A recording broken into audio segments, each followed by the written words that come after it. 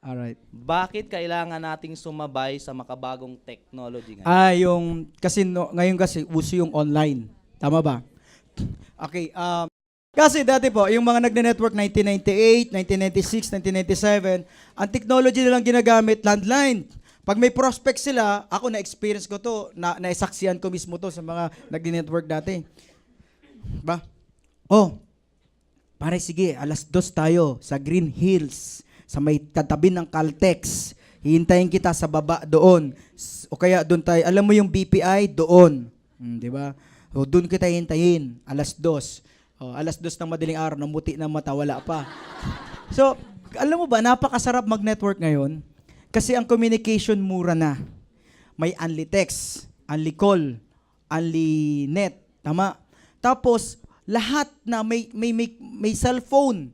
So the more na mas open yung communication, mas madaling mag-network.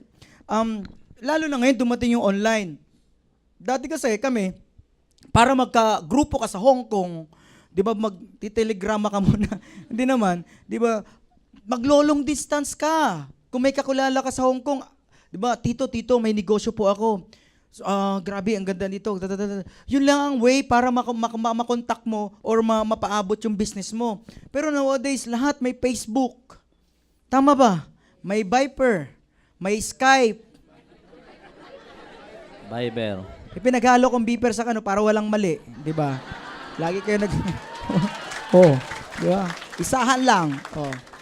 Nakita mo, ngayon, mura na ang communication, mura ang technology, kaya napakasarap mag-network. Yung kung dati ang market lang baryo mo, tapos province mo, tapos Pilipinas lang. Pero dahil nga sa communication, because of technology, yung buong mundo na yung market mo. Hindi ka nagagastos ng libo-libo para makontak lang yung prospect mo. At ngayon nga, dahil nga sa computer, dahil nga sa internet, para kang namumulot na lang ng prospect sa iba-ibang bansa na potential kasi may pera sila. Kaya sabi ko nga, kung ang offline, nagbibingwit ka o naglalambat ka sa ilog, yun ang offline. Pero ang online, naglalambat ka sa karagatan.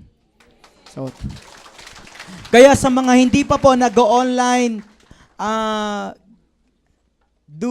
give your best. Mali eh. Hindi sana ako eh. Wag na. Mga ganun ba? Bigyan nyo po ng favor sarili nyo. Di ba? Mas madali. Suwabe. Pag-aralan nyo po ang online. Pwede po bang gusto kong i-acknowledge lang dito si Boy Sunny? Nandito yun. Palapakan natin. The captain of online marketing. Kapitan. Every Monday, ano na ko ha?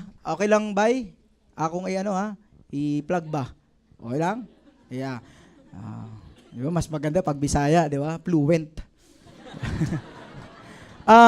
Si Sunny Boy po, mayroon siyang ginagawa na online training, open to all.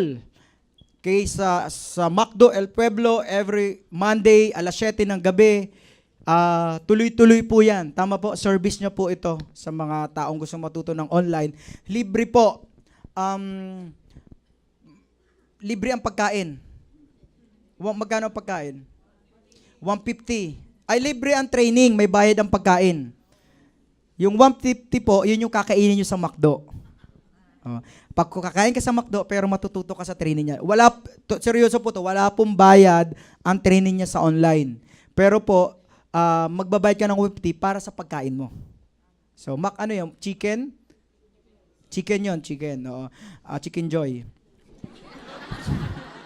Hindi, totoo. Libre po. Sino naka-experience ng training ni Sunny Boy? Pwede po. Maganda ba? Yes. So, mayroon pong Module 1 at Module 2. Iniimbitahan ko po kayo sa mga gustong matuto ng online marketing every Monday sa MacDo El Pueblo, Ortigas, 7:00 po ng gabi, open to all. So, bukas, tambak ang tao doon. Okay. Palaban natin, Captain Sunny from Ultimate Eagle.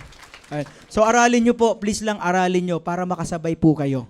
Kung hindi pa kayo marunong, tinuturo nyo po na very elementary ang turo niya na maintindihan nyo. So, attend po tayo doon. Next.